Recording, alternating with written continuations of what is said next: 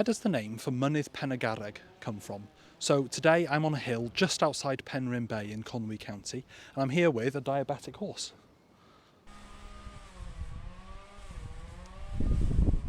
So the name for Mynydd Pen y Garreg is made of 4 parts. First we have Mynydd. Now Mynydd means mountain. It's from the Brythonic word mynydd, and that makes it related distantly to the word mountain in English and the word mons in Latin as well.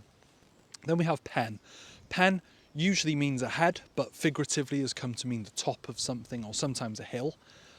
Means the, and garreg is the soft mutation of carreg, which means stone.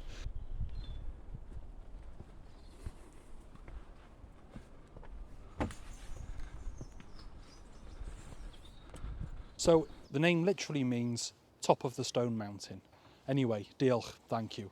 Give us a like, give us a share and give us a subscribe.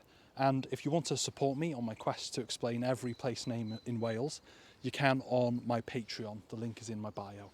Diolch, have a good one.